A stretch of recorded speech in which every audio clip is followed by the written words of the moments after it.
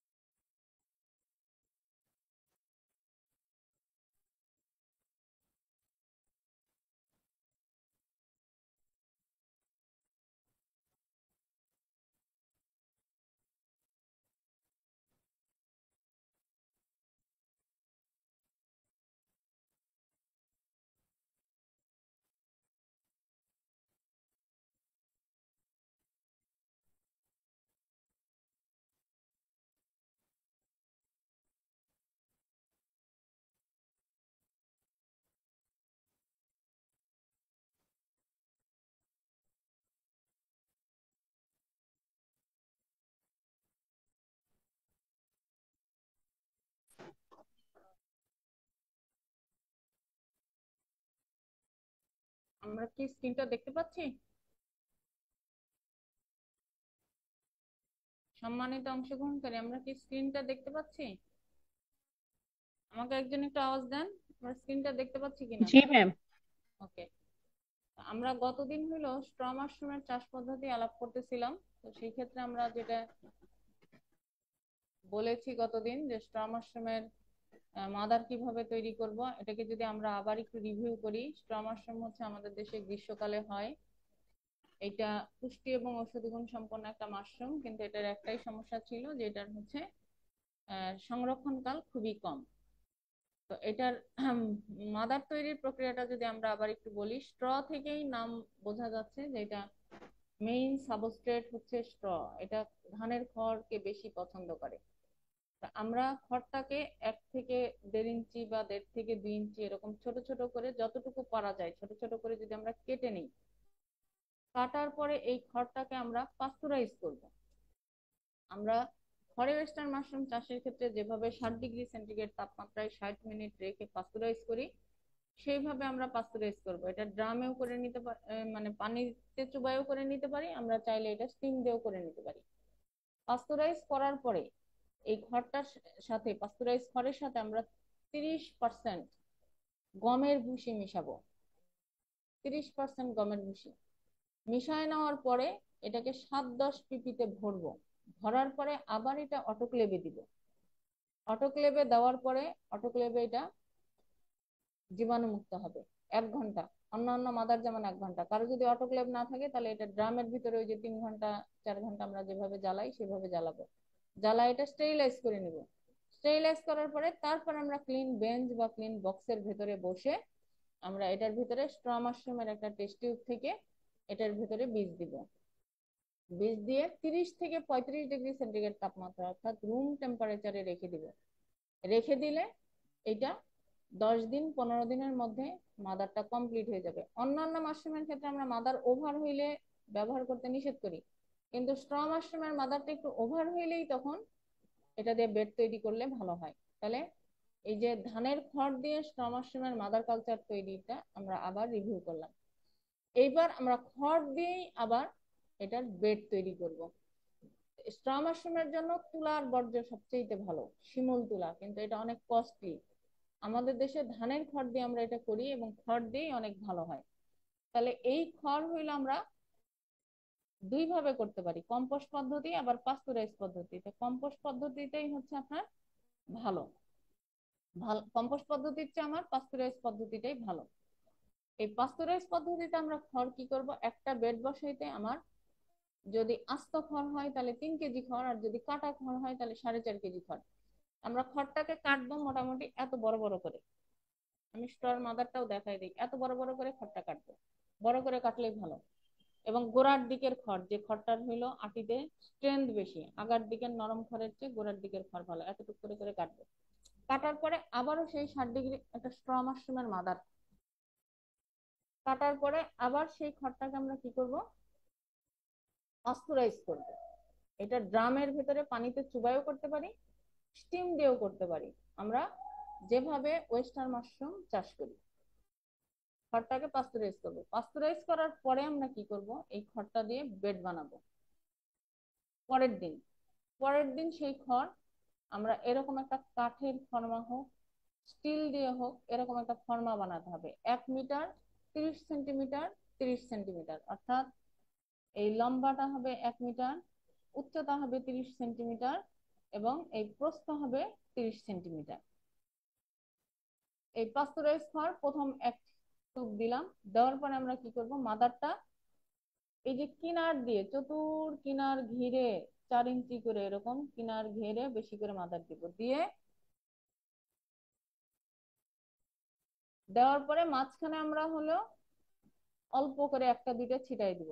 এটা স্ট্র মাশরুমটা কিন্তু বের হবে সাইড থেকে, এবং এই মাঝখানে মাদার বেশি করে দেওয়ার চেয়ে এই কিনার দিয়ে দিলে সবচেয়ে ভালো। এই যে 4 ইঞ্চি, টোটাল তো এটা 10 10 ইঞ্চি, এই 4 ইঞ্চি করে ঘিরে আমরা মাদারটা দিব, আর মাঝখানে অল্প করে দিব, দিয়ে আর এক লেয়ার খড় দিব।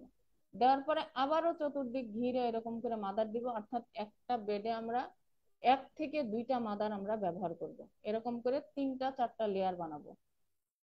বানানোর পরে আমরা কি করব, এটা একদম পলিথিন দিয়ে প্রাথমিক অবস্থায় আমরা দেখেন একটা পলিথিন কিন্তু বিছাইছি, তারপরে পলিথিনের উপরে এই ফর্মাটা বসাইছি। এই দুই পাশের পলিথিন এই পাশের পলিথিন সব দিয়ে এটাকে ঢেকে দিব। ওই দিন আর এটাকে কোনো প্রকার কোনো নাড়াচাড়া করব না, যাতে কোনো প্রকার কোনো বায়ু চলাচল না করতে পারে, একদম সুন্দর করে ঢেকে রেখে দিব। ঢেকে রাখার পরে পরদিন সকালবেলা এসে এটাকে খুলে দিব, দিয়ে কাঠের ফর্মাটাকে উঠাই নিব, কারণ মাইসিলিয়াম হয়ে ততক্ষণ এটা জমাট বেঁধে বেডটা সুন্দর হবে। ফর্মাটা উঠাই নিয়ে আবার পলিথিন দিয়ে এরকম ঢেকে দিব। আবার পরদিন সকালবেলা এসে একটু খুলে দিব, হালকা দেখবেন ভিজা ভিজা ঘাম ঘাম পানি পানি জমবে। খুলে দিয়ে আবার 5 7 মিনিট খোলা রাখলাম, একটা ফ্রেশ অক্সিজেন ঢুকতে দিলাম, আবার এই পলিথিন জড়ায় সুন্দর করে পুটলি করে আবার রেখে দিব। এরকম 7 দিন 8 দিন যাওয়ার পরেই দেখবেন যে সুন্দর মতো পিন বেরিয়ে আসছে। তখন আর আমরা পলিথিন দিয়ে ঢাকবো না, হালকা পানি স্প্রে করে দিব, একেবারেই হালকা, দেখবেন যে সুন্দর মতো এখান থেকে এই যে এরকম এই অবস্থা যখন হবে, তখন আর আমরা এই বেডটাকে আর ঢাকবো না। এরকম বেরিয়ে আসবে, আমরা তখন সেই মাশরুম গুলাকে হারভেস্ট করব। হারভেস্ট করে আমরা বয়মজাত করে যদি রাখি, অর্থাৎ আমরা যদি এটা লবণ দ্রবণে বয়মজাত করে রাখি, 2% লবণ, আর যদি ক্যানিং করে রাখি তাহলে লম্বা সময় রাখা যাবে। আর এই লবণের মধ্যে গরম পানিতে আমরা 2% হারে লবণ দিয়ে দিলাম। লবণ দেওয়ার পরে এখানে 2 3 মিনিট রেখে ব্লাঞ্চিং করে তারপরে যদি এটা সংরক্ষণ করি, তাহলেও বয়ামে বেশ কয়েকদিন এই লবণ দ্রবণে থাকে। এই হইল স্ট্র মাশরুম। এখন এইখানে কারো কোনো কোশ্চেন আছে কিনা? আপনারা যারা জয়েন করেছেন আমার সাথে, তাদের কোনো কোশ্চেন আছে কিনা?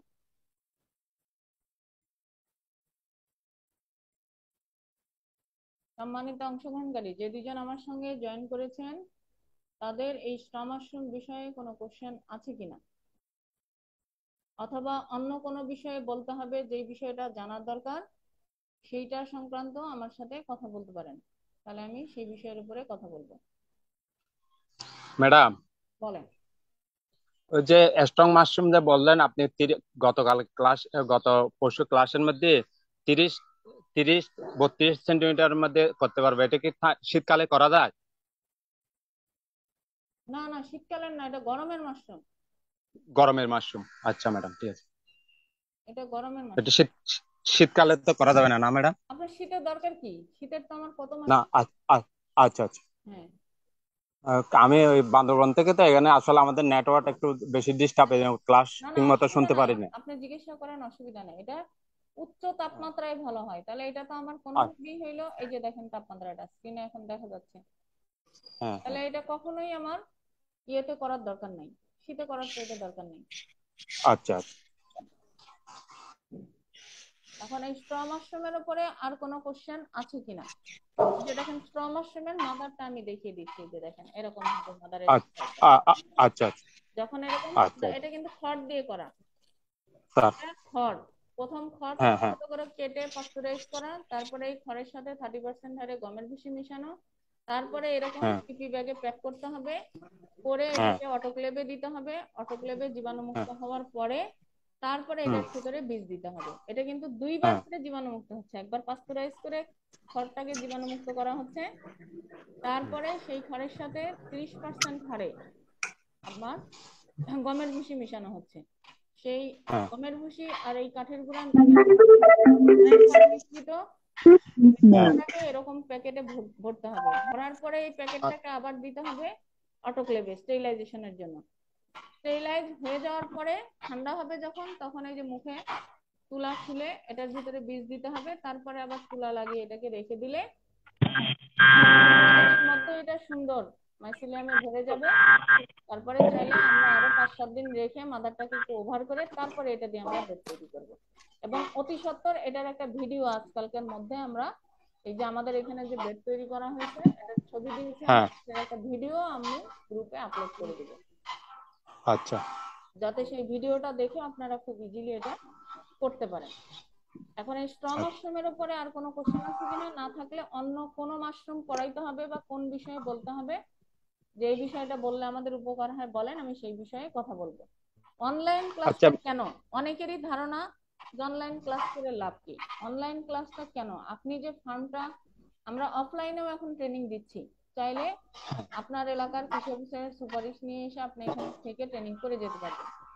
অনলাইনটা চালু রেখেছি কেন, যে আপনার কোনো সমস্যা, আপনি চাষ করতে গিয়ে এই সমস্যাটা বা এই বিষয়টা পরামর্শ করা দরকার, তাহলে সপ্তাহে 2 দিন যদি আমরা অনলাইনে আপনাদের সাথে আলাপ করি এই সমস্যাগুলো মিটে যাবে, কারণ আমাদের পক্ষে তো সব জেলায় সব সময় যাওয়া সম্ভব না। তবে আগামী সপ্তাহে আমি কুড়িগ্রাম, রংপুর এদিকে যাব, এদিককার কোনো চাষি থাকলে বা আপনাদের কোনো বিষয় থাকলে ওই দিককার চাষিরা তখন আমার সঙ্গে দেখা করতে পারবেন বা যে কোনো বিষয়ে পরামর্শ নিতে পারবেন।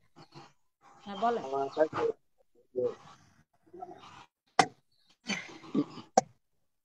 তাহলে আমি 85 টাকা পাইলাম। ম্যাডাম, বলেন। হ্যাঁ কল তুই হিসাব রাখলি তো। ওই জাহিদুল আমরা ইসলাম, যদি মাদারটা না আপনি করে যদি যদি ব্যাটটা করি, মাদারটা আনা যাবে না ওখান থেকে? মাদারটা নিতে পারবেন, এটা বলতেছে আর কি, মাদারটা তো অনেক সময় আমরা এই যে 2বার করে আপনার অটোগ্রাফ করতে হবে, এটা আমার একটু নিতে ইয়ে পারবেন, হয়ে যাচ্ছে কিন্তু। নিতে হ্যাঁ পারবেন, এটা মাদার বলতে। এখান থেকে নিতে হ্যাঁ পারবেন। আমরা ব্যাটটা করলাম, মাদারটা ওখান থেকে আনলাম। হ্যাঁ নিতে পারবেন।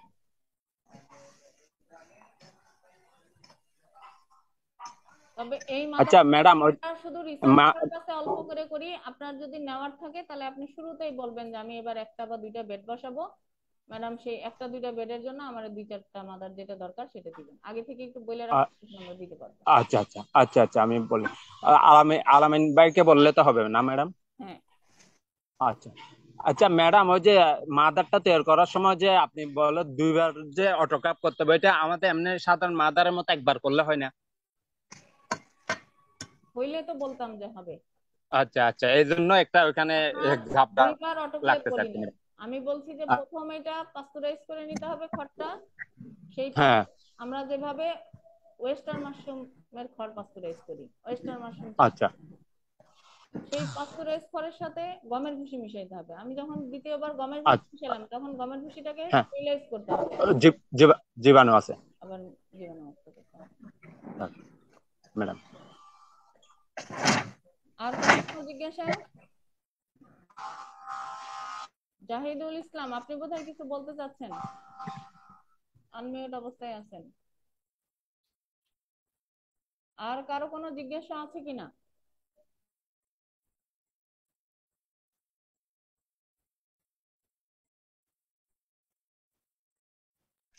আসসালামু আলাইকুম ম্যাম, কেমন আছেন? আছি আলহামদুলিল্লাহ, বলেন। ম্যাম বলছিলাম আমার হচ্ছে কিছু পরিমাণ প্যাকেট খালি নষ্ট হচ্ছে। আমাকে একটু দেখান। মানে আমি খড়ের প্যাকেট প্যাকেট না গুলো কাঠের গুঁড়ার প্যাকেট? কাঠের গুঁড়ার প্যাকেটই আপনার হচ্ছে, দেখা যায় আপনার কিছু কিছু প্যাকেট এরকম আমি নষ্ট হয়ে স্ক্রিনটা যাচ্ছে। বড় করি, হ্যাঁ দেখেন কি ধরনের নষ্ট হচ্ছে একটু দেখেন। যেমন এই যে এটা হচ্ছে কিন্তু হলুদ হলুদ হয়ে যাচ্ছে এই জায়গায় জায়গায় দিয়ে। আবার এই যে কিছু কিছুটা আপনার এইরকম। এটা প্যাকেট তো আমি বাইরে থেকে যেটা দেখছি, এখন যেটা উঠাইছেন এটা নষ্ট, আগে যেটা দেখলাম এটা তো ভালো মনে হচ্ছে প্যাকেট। না ম্যাম, অনেকগুলো প্যাকেট করলে দেখা যায় যে আপনার এই যেমন এখানে 60টার মতো প্যাকেট আছে, অনেকগুলো প্যাকেটে এই যে সমস্যা, এগুলোর কারণটা বুঝতেছি না ম্যাম আচ্ছা, অ্যাকচুয়ালি। এটার কারণটা হইলো আপনার ইনোকুলেশনের সময় সমস্যা হয়েছে। আমাদের কন্টামিনেশন হয় কয়টা জায়গা থেকে। একটা হচ্ছে আমার যদি ইনো জীবাণুমুক্ত ঠিক মতো না হয়, জীবাণুমুক্ত ঠিক মতো না হলে কি হবে, সব প্যাকেটই নষ্ট হয়ে যাবে। ক্লিয়ার করতে পারছি আপনাকে? জি জি। যদি জীবাণুমুক্ত ঠিক মতো না হয় তাহলে সব প্যাকেট নষ্ট হয়ে যাবে। যদি মাদার নষ্ট হয় তাহলে সব প্যাকেট নষ্ট হয়ে যাবে। আর এই যে একই লটের কিছু প্যাকেট ভালো হচ্ছে কিছু প্যাকেট খারাপ হচ্ছে, এটার কারণ কি, আমার ইনোকুলেশনে অসাবধানতা। ইনোকুলেশনে যদি অসাবধানতা থাকে তাহলে আমার এই যে যেটার মধ্যে আহ কোনো সমস্যা হয় নাই সেটার মধ্যে ভালো হয়েছে, আবার কোনোটার মধ্যে অল্প কোনোটার মধ্যে বেশি, অর্থাৎ কোনোটার ভিতরে আমার 30% জীবাণু ঢুকছে, কোনোটার ভিতরে 10% ঢুকছে, কোনোটার ভিতরে 20% ঢুকছে, কোনোটার ভিতরে 60% ঢুকছে। বুঝাইতে পারছি আমি? একই জি ম্যাম। জায়গায় কাজ করছেন কিন্তু কাজের অসতর্কতা। যেমন আপনি যে রুমটাতে বীজ রেখেছেন রুমটা প্রচুর ড্যাম, আমি এখান থেকে যেটা বুঝতে পারছি রুমটা কিন্তু প্রচুর ড্যাম। এরকম ড্যাম রুমেও কিন্তু কন্টামিনেশন, ওই যে সবুজ সবুজ শ্যাওলা শ্যাওলা দেখেন আপনার রুমে যথেষ্ট লেগে আছে, ওই জায়গাগুলোকে আপনি পরিষ্কার, আমি ওভারঅল আপনার কন্টামিনেশন যাতে না হয় সেই বিষয়গুলো বলতেছি। রুমটা ওরকম ড্যাম থাকবে না, রুমটা একদম পরিষ্কার পরিচ্ছন্ন থাকবে। বুঝাইতে পারছি আমি?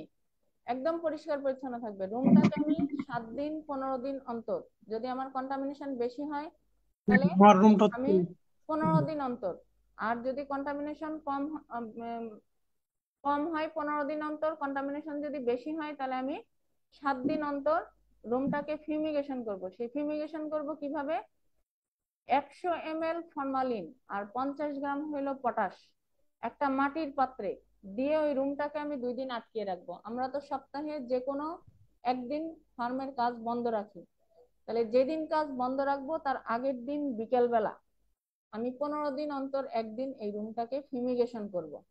তাহলে বিকাল বেলা কাজটা শেষ করে রুম পরিষ্কার করে আমি ওই রুমের ভিতরে যে কোনো এক সাইডে প্রথমে আগে কি করব, 50 গ্রাম পটাশ দিব একটা মাটির পাত্রে দিয়ে, তারপরে ওটার ভিতরে আস্তে আস্তে 100 ml ফরমালিন ঢেলে দিব, দিয়ে একটা ধোঁয়ার সৃষ্টি হবে, চোখ কিন্তু সাবধান, রুমটা বন্ধ করে রেখে বাইরে চলে আসবো। এই যে ফিউমিগেশন বা ধূমায়িত হবে, এতে আমার রুমের ভিতরে যদি কোনো প্রকার কোনো জীবাণু থাকে সেটা মারা যাবে, কারণ ওই রুমের ভিতরে আমি ইনোকুলেশনও করছি, ওই রুমের ভিতরে আমি বীজও রাখছি। দ্বিতীয়ত হইলো, আমার যদি কন্টামিনেশন বেশি থাকে তাহলে আমরা একদিন পর পর, আর কন্টামিনেশন যদি কমও থাকে 7 দিন পর আমরা যদি একটা মাইল্ড ডোজের কীটনাশক উপর দিয়ে স্প্রে করে দেই তাহলেও এখানে কোনো প্রকার কোনো জীবাণু থাকলে চলে যাবে। সেটা কি ইন্ডোফিল এম হতে পারে, ডাইথেন এম হতে পারে, এমনকি অনেকের ক্ষেত্রে লাল যে জীবাণুটা আসে সেক্ষেত্রেও ইন্ডোফিল এম, লাল লাল একটা মোল্ড আসে না, ইয়েলো মোল্ড, বা এই জি যে জি। ডাইথেন এম, এটা যদি আমি স্প্রে করে দিই ওই লালটাও চলে যায়।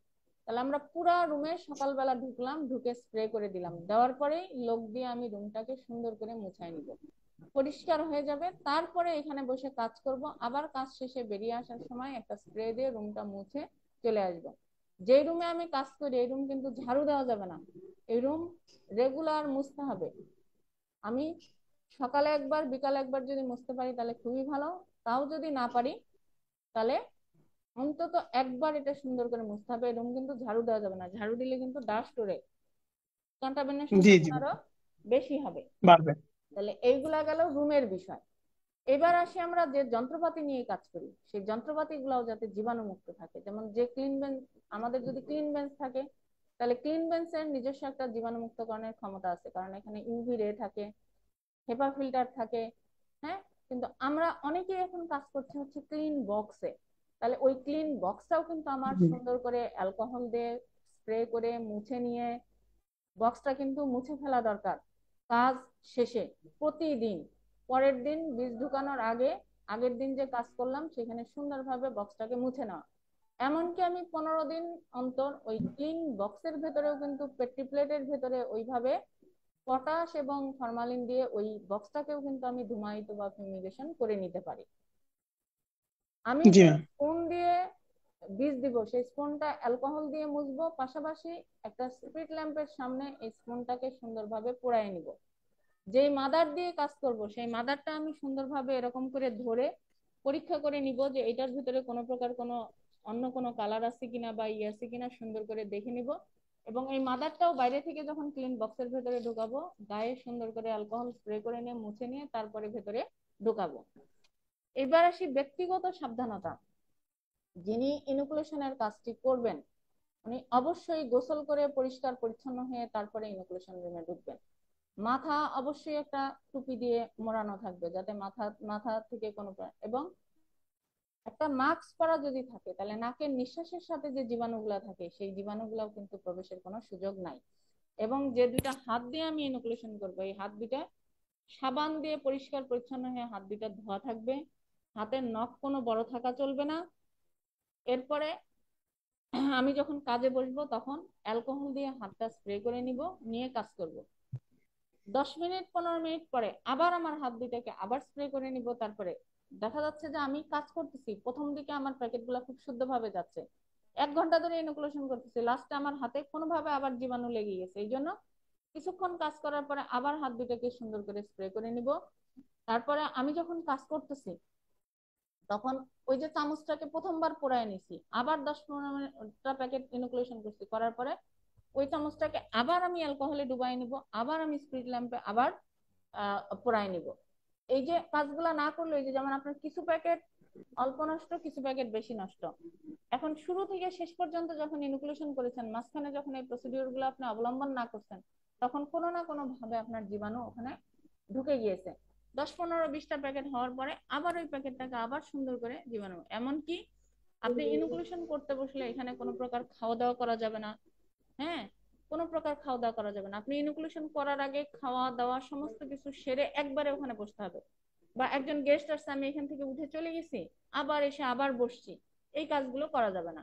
ইনোকুলেশন শেষ করে তারপরে আপনি এবার প্যাকেটগুলো যে কোনো একজন যে কেউ সাজাই দিল, আপনি তখন বেরিয়ে আসলেন এবং পুরা রুমটাকে প্যাকেটটাকে সাজাই দিয়ে আবার সুন্দর করে মুছে নিয়ে বের করে আমরা যদি এইভাবে হাইজিন গুলো মেনটেন করি আর ঠিক মতো স্টেরিলাইজটা হয় তাহলে কিন্তু আমাদের কন্টামিনেশনের মাত্রা থাকবেই না বলা চলে। তারপরেও 5-10% যে কন্টামিনেশন এটা একেবারেই স্বাভাবিক।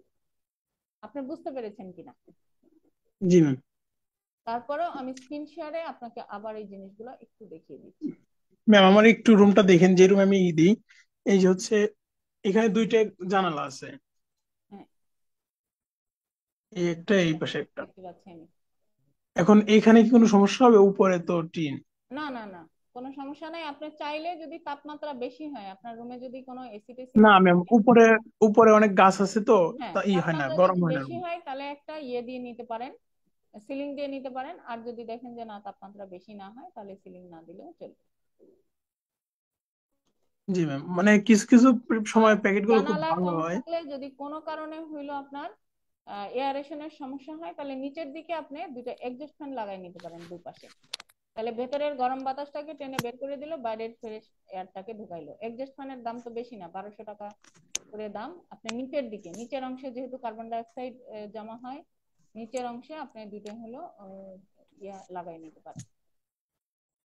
এই যে বীজ মাশরুম বীজ উৎপাদনের যে সতর্কতা যে কথাগুলো আমি এতক্ষণ বলেছি সেটাই আবার আমি একটু স্ক্রিন শেয়ারের মাধ্যমে দেখাচ্ছি। আমাদের কন্টামিনেশন মানে কি? কন্টামিনেশন মানেই হচ্ছে অনাকাঙ্ক্ষিত জীবাণুর আক্রমণ। এবং আমরা বলি যে গরমে বেশি হয়, গরমে কেন বেশি হয় শীতে কেন কম হয়? গরমে বেশি হওয়ার কারণ হলো গরমে যে আমাদের তাপমাত্রাটা থাকে এটা জীবাণুর বৃদ্ধির জন্য অনুকূল একটা পরিবেশ, যার কারণে গরমে একটুখানি হইলে পারেই সেখান থেকে ছড়াইয়ে বেশি হয়ে যায়।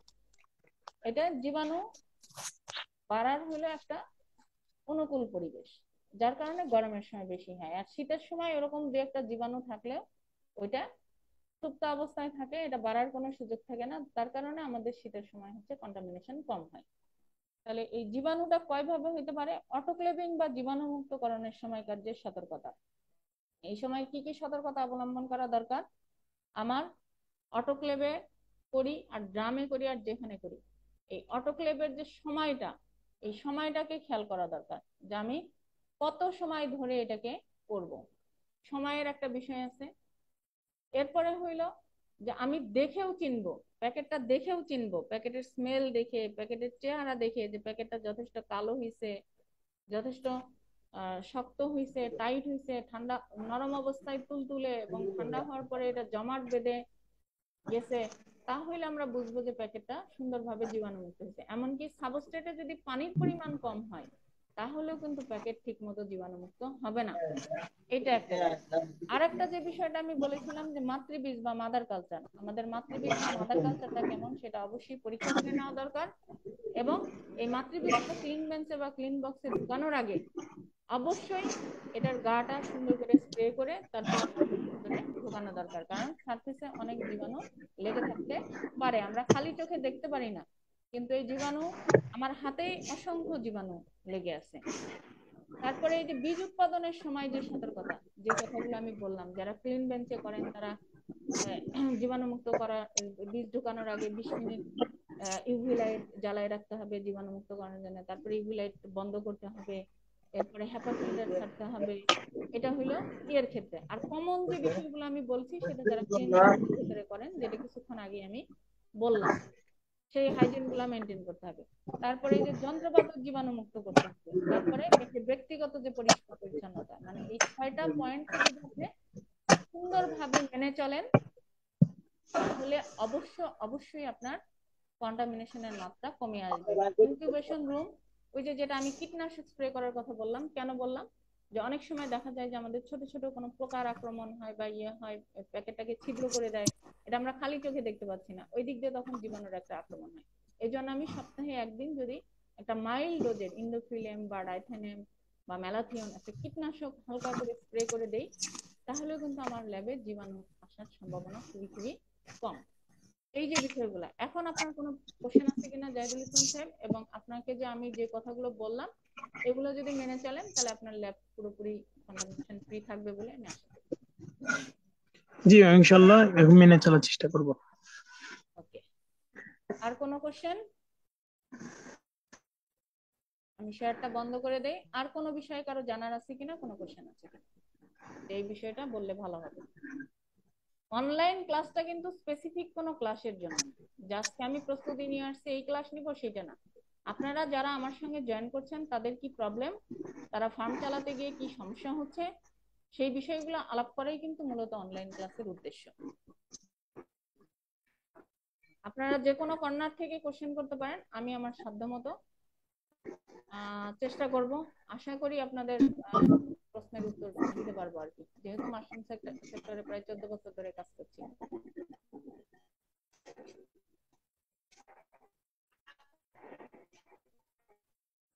আর কোনো জিজ্ঞাসা আছে কিনা কারো?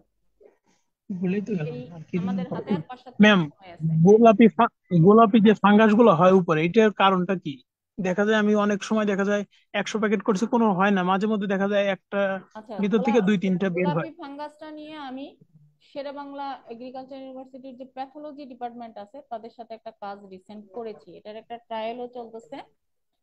একদম ফাইনালি আসলে পরে রেজাল্ট সবাইকে বলবো। তারপরেও যারা জয়েন করেছেন এখানে আমার সাথে, আমার ট্রায়ালের বিষয়গুলোই আমি শেয়ার করছি। গোলাপি ফাঙ্গাসটা হচ্ছে একটা অ্যারোবিক ফাঙ্গাস, অর্থাৎ এর বৃদ্ধির জন্য প্রচুর অক্সিজেনের দরকার। মাশরুম মাইসিলিয়াম বৃদ্ধির জন্য যেমন অক্সিজেন দরকার, এর জন্য প্রচুর অক্সিজেন দরকার। আপনি দেখবেন যে ফাঙ্গাসটা ভেতরের দিকে থাকে না, শুধুমাত্র উপরের দিকে, তুলার দিকে। এটা আমরা কালচার করে দেখেছি যে পেট্রি ডিশ দিয়ে যদি ঢেকে দেওয়া যায় তাহলে এটার মধ্যে কোনো গ্রোথই হয় না, আর যদি ওপেন প্লেসে এটা খোলা রাখা যায় তাহলে এটার গ্রোথ প্রচুর পরিমাণে হয়। তাহলে এটা একটা অ্যারোবিক ফাঙ্গাস, এটা তুলা থেকে আসার একটা প্রচুর চান্স, যেটা প্যাথোলজি ডিপার্টমেন্টের টিচাররা বলতেছেন। তাহলে আমরা এই যে ইনোকুলেশনের সময় অনেক সময় পুরানা তুলা ব্যবহার করতেছি, এই পুরানা তুলা ব্যবহার করার সময় একটু সতর্কতা অবলম্বন করতে হবে। যে তুলাগুলা কোনো কন্টামিনেটেড প্যাকেটের তুলা কিনা, তাহলে ওই তুলাকে আবার কিন্তু এখানে ব্যবহার করা যাবে না। তুলা লাগানোর সময় আমরা তুলাটা একদম টাইট করে বসাই দিয়ে লাগাবো না, একটু লুজ করে, সাবস্ট্রেট এবং তুলার মাঝখানে যাতে ফাঁকটা থাকে, এই বিষয়টা খেয়াল করতে হবে। তাহলেও কিন্তু গোলাপি ফাঙ্গাস হলে আমি উপর থেকে ওটা ভেঙে ফালাই দিলে পরে রেখে দিলে কিন্তু আমার এই প্যাকেট অ্যাসিডি রিকভার করছে। ল্যাবে বসে খাওয়া দাওয়া এই জিনিসটাকে অ্যাভয়েড করতে হবে, এই জিনিসটা করা যাবে না। আর আমি যদি প্রতিদিন যদি গোলাপি ফাঙ্গাস এরকম দেখা দেয়, তাহলে আমি প্রতিদিন যদি ল্যাবে ওই ইন্ডোফিল এম 3 গ্রাম পার লিটার হারে, 1 লিটার পানিতে 3 গ্রাম এরকম দিয়ে যদি স্প্রে করি, তাহলে একদম ল্যাব এই ইয়েলো মল্ড কন্টামিনেশন ফ্রি হয়ে যাবে।